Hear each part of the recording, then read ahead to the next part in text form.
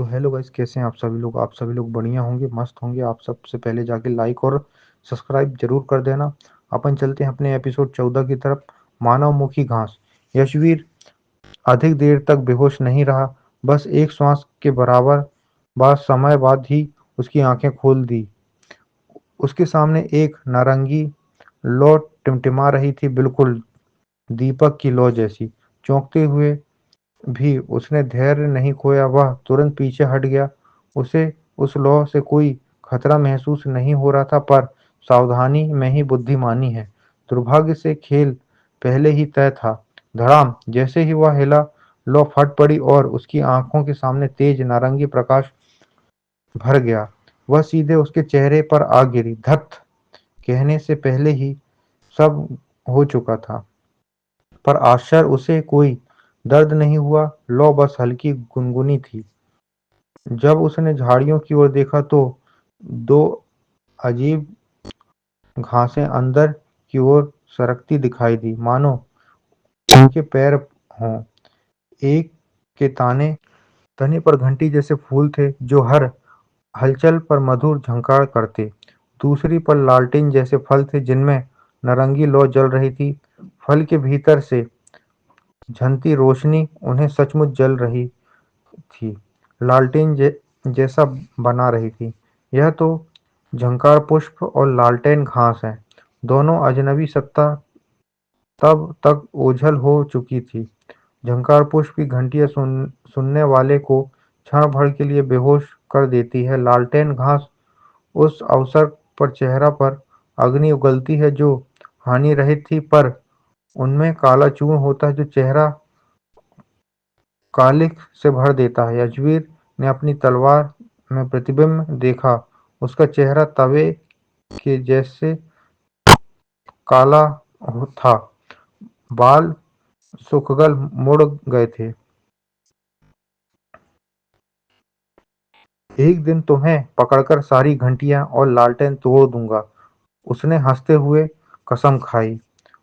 उसने रक्तमयी दंशनुकी या चर्मभक्षक प्रेत जैसे हिंसक शत्रुओं की अपेक्षा ये शरारती घासें ही बेहतर लगी।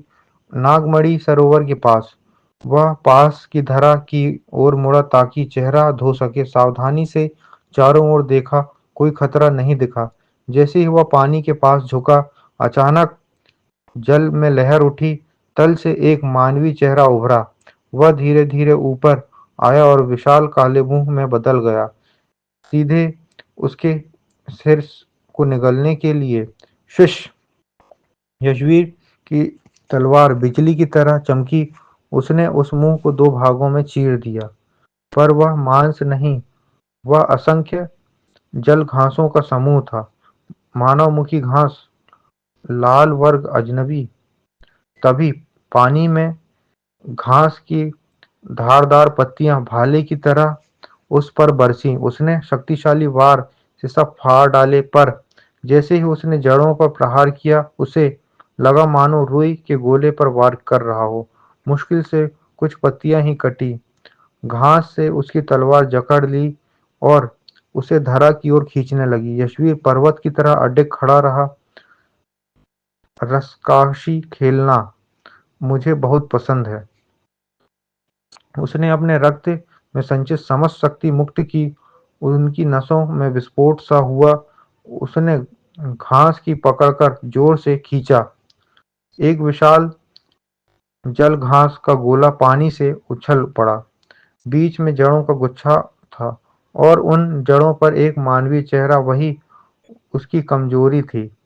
घासों में उसे क्षण भर में मम्मी की तरह लपेट लिया और उसे चेहरे की ओर खींचने लगा। टर!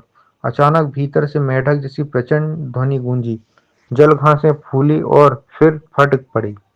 मुक्त होते ही यशवीर ने पंचबाघ द्वार भेदी खड़ग की वार किया। उसके भीतर की मेढक बल और रक्त शक्ति मिलकर प्रचंड ऊर्जा बन गई।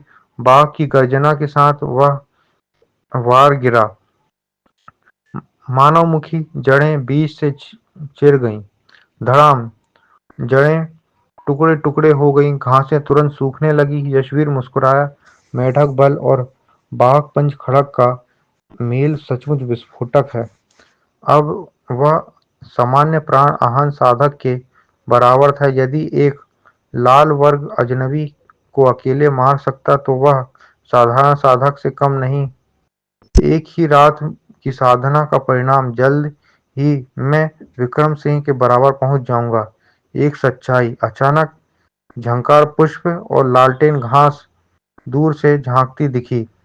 वह उसकी ओर देखते देखता ही था कि वे भाग गईं। तभी उससे एहसास हुआ शायद वे मानवमुखी घास के साथ मिली थी। पहले उसे बेहोश किया, फिर धरा की ओर लुभाया। फणिनाथ शेखावत ने कहा था, कुछ अजनबी मनुष्यों जितने बुद्धिमान होते हैं, तब उन्हें उनसे बात को हल्के में लिया था। अब उसे विश्वास हो गया था, कल तक मैं मर जाता अगर मेढक बल न सीखा होता। वहीं कड़वी हंसी हंसा। घासों ने लगभग मुझे खेल बना दिया था। संकट संकेत। कुछ देर बाद विश्राम के बाद वह पुनः गश्त पर निकल पड़ा। दिन शांत बीता। संध्या होते ही वह गांव लौटने को था। अचानक आकाश में लाल आतिशबाजी फूटी। संदेश ताबीज। किसी ने संकट संकेत भेजा है।